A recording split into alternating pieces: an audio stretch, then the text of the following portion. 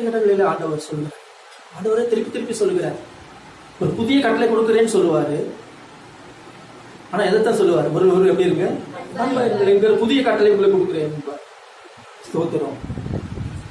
யோவான் 13:34,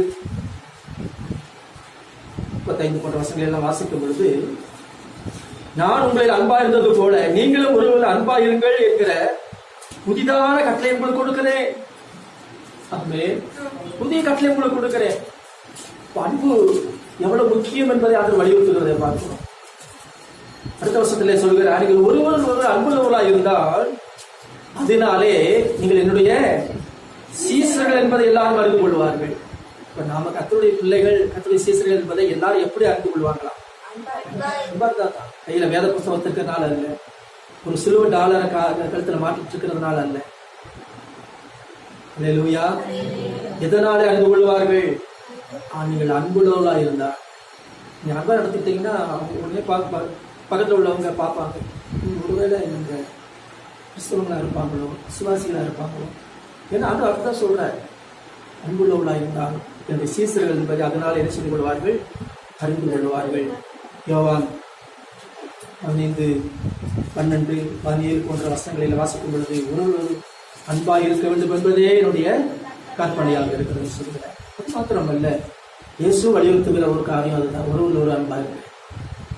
ஏன் திருப்பி திருப்பி சொல்றாரு அப்படின்னா, இந்த காரியம் அநேக வாழ்க்கையில் இல்லை.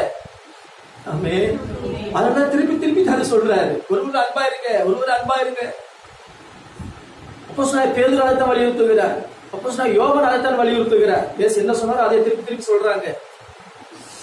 பேதுரு சொல்றார், சுத்த இருதயத்தோட ஒருவர் ஊக்கமாய் அன்பு கூறுங்கள். 1 பேதுரு 1:22 வாசிக்கிறோம். சுத்த இருதயத்தோட ஒருவர் எப்படி அன்பு கூறுங்கள்? ஊக்கமாய் அன்பு கூறுங்கள். 1 பேதுரு 1:22. அப்போஸ்தலனாகிய யோவான் என்ன சொல்கிறார் பாருங்கள். 1 யோவான் 3:11 ஒருவர் அன்பு கூற வேண்டும் என்பதுதான் ஆதி முதல் கேள்விப்பட்ட விசேஷமாக இருக்கிறது. ஆமென். இயேசு ஒருவர் அன்பு கூற வேண்டும் என்று வலியுறுத்துகிறார்.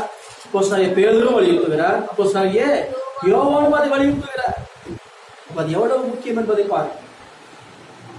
1 யோவான் 4:7, 2 யோவான் 1:5 போன்ற வசனங்கள் எல்லாம் வாசிக்கும் பொழுது ஒருவர் அன்பா இருக்க கடவுள், நாம் ஒருவர் அன்பு கூற வேண்டும்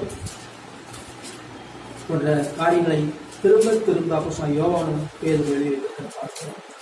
ஸ்தோத்திரம். அல்லேலூயா. ஏன் அப்படின்னா, கடைசி நாட்களிலே ஆண்டவர் வரும்பொழுது